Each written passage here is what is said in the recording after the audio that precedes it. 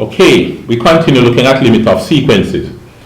This is what we had in our previous video, and we found that the limit of this sequence was 0.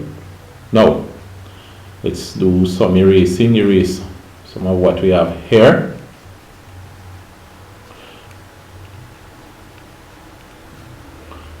Alright, nice.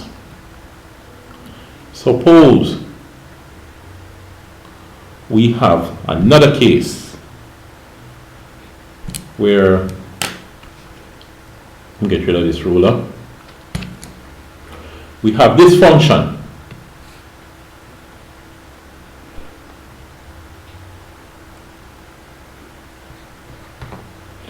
One divided by x, right? Remember, we use n before, but we can use x. What is the limit of this as x tends to infinity, an infinitely large number? What is the limit? Let's see. Let's see the first few terms of it. The first term, 1 divided by 1, right? So u1 is just 1. Second term, u2 is 1 divided by 2, because 1 divided by x. So in the first case, x is 1. In the first term, x is 1. In the second term, x is 2, which is a half. Okay, 1 is smaller than a half, good. In the third term, x is 3. So it's 1 divided by 3, which is 1/3.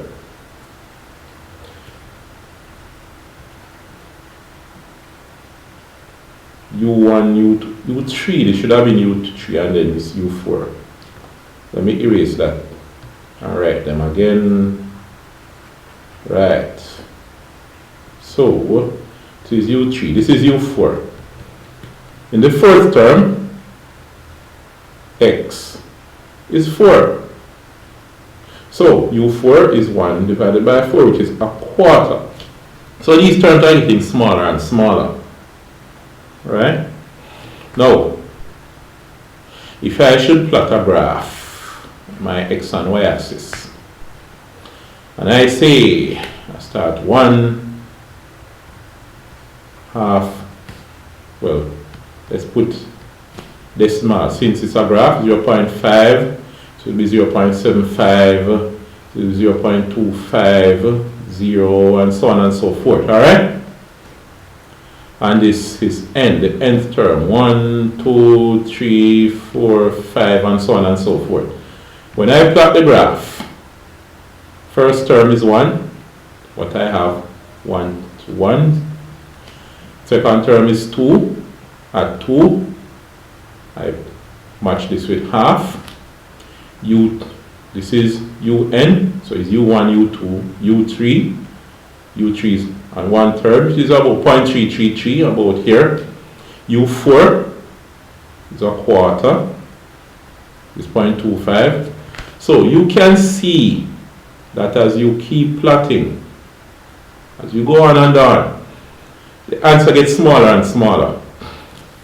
The thing is now, if you say u100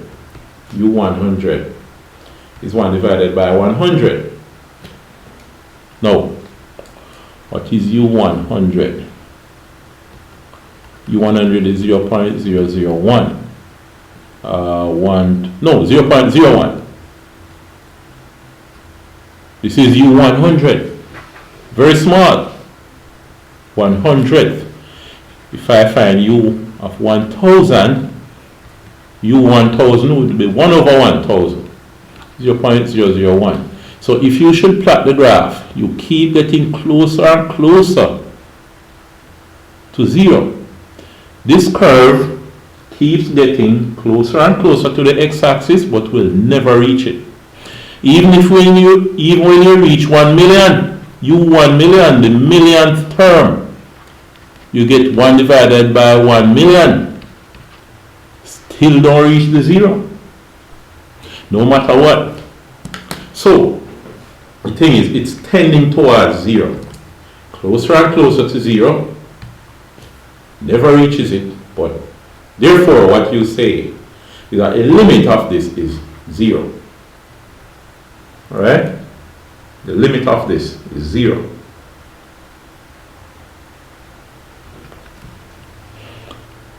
Let's look at something else now. Another example.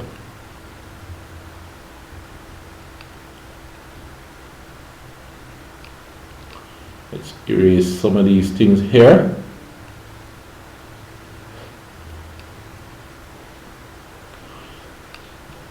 Suppose you have another case. You say what?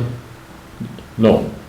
Let me write the function first. You have x, and I want the limit as x tend to infinity. What is this? What is the limit here? Alright, u1 is 1, u2 is 2, u3 is 3, u4 is 4, u5 is 5. Well. We notice as we keep going, the number is getting bigger and bigger, getting larger and larger, right? Now in this case, you cannot write down a specific number and say this number is the limit. What you can say is that a limit does not exist, right?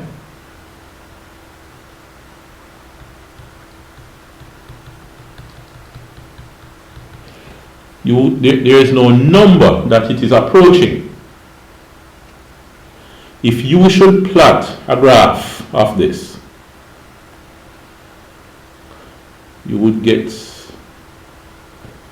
the limit going out of control like that.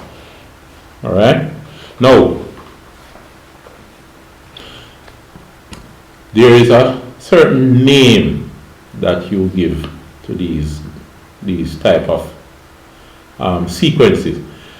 This is going towards a specific number. The value is getting smaller and smaller. So this sequence converges. So it is a convergent sequence. Let me write convergent. E-N-T. It is a convergent sequence. This one is a divergent sequence, alright? Because the number keeps getting bigger and bigger, it's spreading outwards, so it diverges.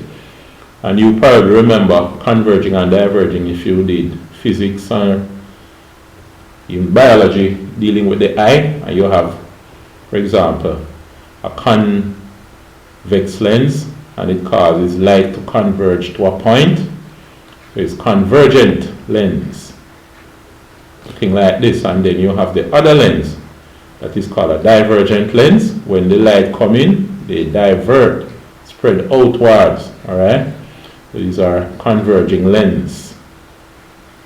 They are convergent. Alright, and if you looked up any of these type of lenses before, the word convergent and divergent would be familiar to you. Now, being convergent, the values keep getting smaller and smaller, right? And in most cases, you're much safer when you're being governed. Your situation, your circumstances are being governed by a convergent sequence. For example, suppose you have, say, a self-driving car and something goes wrong with the car. If the speed decreases so that every 1 second that pass, you're going slower and slower until you stop.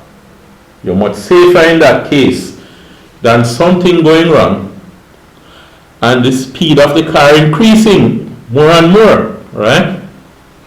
Now, there was a situation in the past.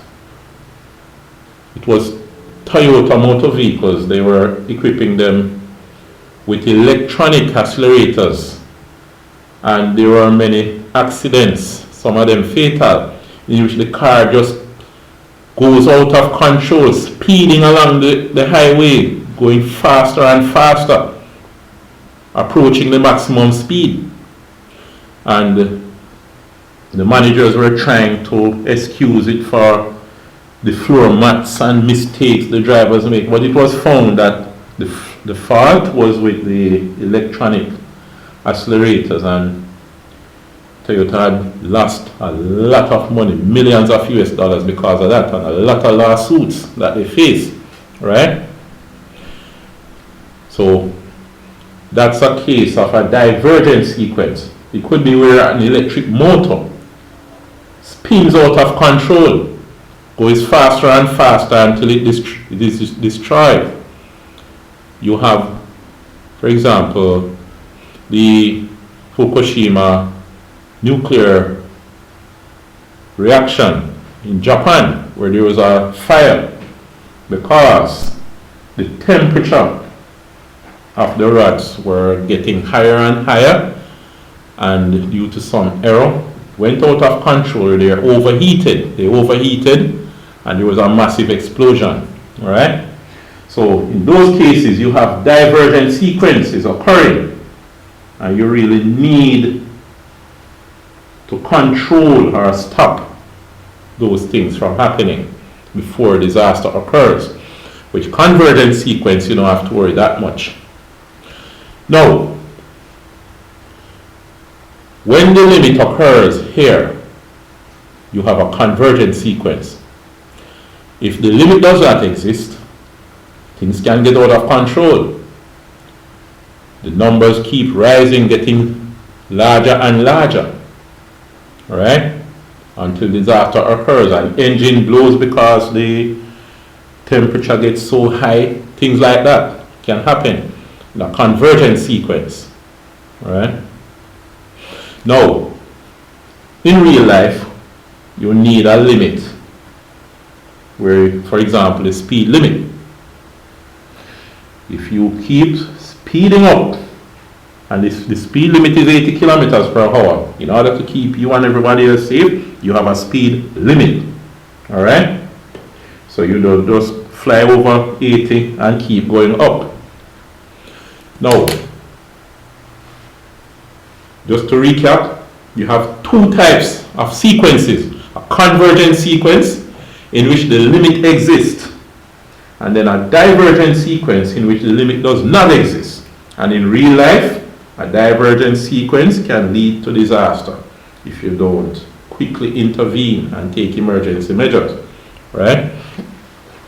So those are the two types of, well, sequences can be classified into those two main types: the convergent sequence and the divergent sequence.